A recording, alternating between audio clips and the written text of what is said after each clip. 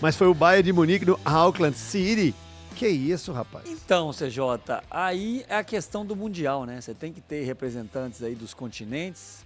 O Auckland é um time da Nova Zelândia amador. Os caras têm outras profissões, jogadores lá que trabalham com outras coisas. Aí não dá. O goleiro trabalha no estoque da fábrica. Pois é, você pega um time que tá entre os melhores do mundo, que é o Bayern de Munique, Sim. contra um time amador. Aí, não, assim, eu não sei se a FIFA vai ter que rever isso ou se é legal porque você dá a oportunidade de times lá da Oceania poderem jogar, mas como entretenimento, para vender um jogo desse, não sei, não é? Porque foi um treino ali, nem treino, né? Porque o treino ele vai ter mais trabalho, um jogo treino do Bayern de Munique, ele vai escolher um adversário mais difícil.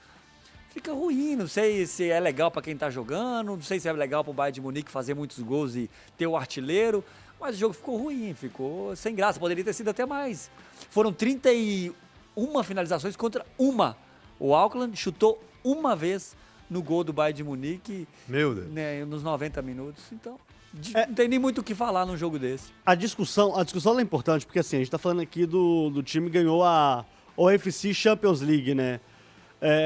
A OFC, ela é um torneio que é completamente abaixo das outras confederações de futebol do mundo, né? E o problema é que existe ali uma questão de, por exemplo, os times da Liga Australiana jogarem a Champions League Asiática, porque hoje a Austrália, para a FIFA, ela pertence à Ásia. E aí o melhor time da Nova Zelândia, que é o Wellington Phoenix, joga qual campeonato? Qual? O campeonato australiano.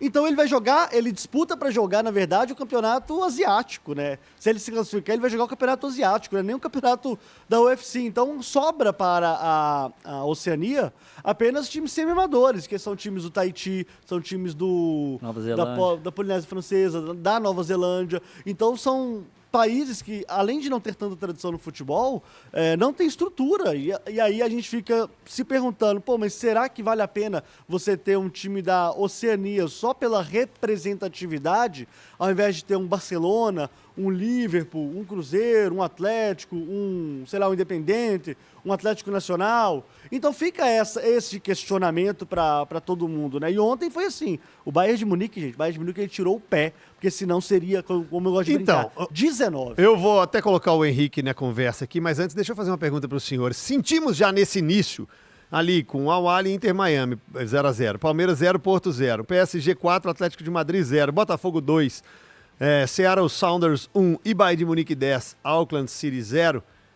Aí eu não vou falar a diferença da parte técnica não, quero falar de interesse. Você acha que há um interesse muito maior dos não europeus comparado com os europeus? Eu não achei nos jogos, não. Não, né? Não. O jogo do PSG até pareceu, mas eu acho muito mais pelo calor.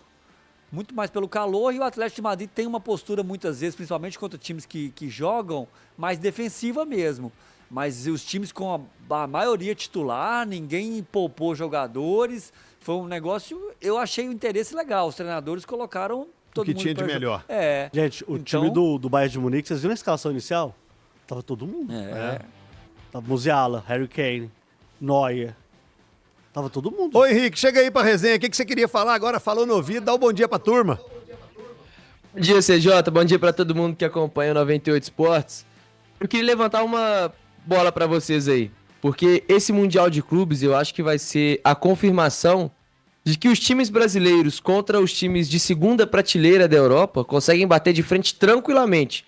Se a gente jogar 10 jogos, tem totais condições de ganhar metade desses jogos e troca de, como o pessoal gosta de dizer, de igual para igual contra os times da segunda prateleira. Agora, quando pegar os adversários de primeira prateleira, e aí Bayern de Munique, PSG, Real Madrid, aí eu acho que não tem como ganhar não, viu, CJ? Eu acho que não consegue bater de frente. Mas pegando Porto, pegando Benfica, pegando times dessa prateleira, eu acho que tem totais condições de ir avançando no Mundial. E aqueles times que a gente pode colocar na primeira prateleira, mas que não estão no topo da Europa, como o Atlético de Madrid, o próprio Chelsea eu acho que entra nessa conta também, são times que dá para ganhar, mas vai ser muito difícil de ganhar. Eu acho que esse Mundial vai ser a comprovação dessa teoria. Concordam ou discordam? Porque o problema é que o topo da Europa tem uns 12 times, né? É muito topo, né? Mas esse Mundial vai trazer pra gente algo que a gente nunca viu. Que é um recorte exatamente disso que falou o glorioso Henrique Faria, que é você pegar os times brasileiros de topo, pegando diretamente o segundo escalão do futebol europeu. Que é o enfrentamento, por exemplo, do Porto. O Porto hoje, apesar de ser um clube tradicionalíssimo, bicampeão mundial, bicampeão da Champions, hoje é um time de segundo escalão do futebol europeu. Inclusive ficou terceiro lugar no campeonato português recentemente. Se pegar um recorte curto, eu não coloco nem no segundo escalão hoje, Pois o é. Porto. Então, assim, a gente... Curto, 1 ano, 2 anos, mas no geral eu concordo que é um grande clube. Agora, a gente vai ter alguns enfrentamentos que são mais disparates, assim. Por exemplo, o Fluminense vai enfrentar o Borussia Dortmund na estreia, na terça-feira. É uma diferença grande, apesar do Borussia Dortmund não estar tão bem assim, a gente tem que lembrar que o Fluminense também não está tão bem. No caso, por exemplo, do Paris Saint-Germain e do Botafogo. A gente está falando aqui do nosso melhor time há 6 meses atrás, que não só ganhou a Libertadores, também como ganhou o Campeonato Brasileiro, em cima deste Palmeiras que nós vimos ontem. Vai enfrentar o melhor time da Europa. Então vai ser legal porque a gente vai ter vários tipos de enfrentamentos, inclusive com outros continentes, para a gente tirar a prova. Por exemplo, ontem a gente já viu o enfrentamento do campeonato do campeão brasileiro contra o time do MLS. E passamos sufoco no fim do jogo. Apesar de um 2-0 sólido do Botafogo no início, depois a gente viu que o time do Seattle Sounders não é tão bobo e quase empatou. Mas enfim, a gente vai ter vários desses enfrentamentos, o que é muito legal pra gente aí, finalmente, CJ, finalmente chegar a uma conclusão sobre em que nível o Campeonato Brasileiro está.